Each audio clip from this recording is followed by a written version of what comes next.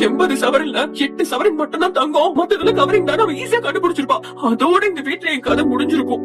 நீங்க இங்க என்ன பண்றீங்க? எங்க இருந்து வரீங்க? நாங்க போட்டோ எடுத்துட்டு இருந்தோம். நீங்க 2 பேர் மட்டும் தான் போட்டோ எடுத்துப்பீங்களா? என் பொண்ணு மயில கூப்பிட மாட்டீங்களா? அவனும் உங்களை மாதிரி இந்த வீட்டுக்கு வாழ வந்தவ தானே? என்னமோ பேசிட்டு இருந்தீங்களே, ஏதோ நகை கவரிங். அது சும்மா எங்க சொந்தக்கார பொண்ணு ஒருத்தி.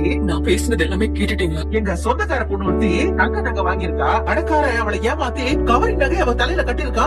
அத பத்தி தான் பேசிக்கிட்டு இருந்தோம். இந்த காலத்துல எப்படிலாம் இருக்கிறாங்க பாருங்களேன். என்னக்கா நடக்குதுங்க? நீங்க பேசினது உங்க நகை கவரிங்னு சொன்னது. அவ ஏதோ உளறிட்டு இருக்காமா, நீ கொஞ்சம் உள்ள போ. நான் ஒண்ணு உளறல, உண்மையதான் சொன்னேன். என் மயிலு, கொஞ்சம் பேசாம இரு, நான் பேசிக்கிறேன். என்னமா பேச போறேன்? புதுசா ஏதாவது கதையை சொல்லி சமாளிக்க போறியா? மயிலு, நீ உள்ள போ. அது ஒண்ணு இல்லமா, தெரிஞ்ச ஆளுகிட்ட தான் நகை செய்ய கொடுத்தோம். அது அவ தங்கம்னு சொல்லிட்டு கவரிங் நகையை கொடுத்து ஏமாத்திட்டான். நாசமா போனவன். தாலி பிரிச்சு கோத்த கையோட அவனை நான் உண்டு இல்லன்னு பண்றேனா இல்லையான்னு பாரு. 2 பேரோட முகத்தை பார்த்தாலே தெரியலையாமா? 2 பேரும் நம்ம பேசினது ஒண்ணு விடாம கேட்டுட்டாங்க. அப்புறமா எதுக்கு நீ சமாளிக்கிற? மயிலு, நீ நான் ராஜ்நாகை பத்தி பேச வந்தாலே நான் ஏன் டென்ஷன் ஆகுறேன்னு கேட்டீங்கல்ல? அந்த பேங்குக்கு நகை எடுத்துட்டு போகும்போது கூட நான் ஏன் பதட்டமா இருக்கேன்னு 2 பேரும் கேட்டீங்கல்ல? ஆமா, நீங்க கூட நகையை யாரோ திருடிடுவாங்க பயமா இருக்குன்னு சொன்னீங்களே.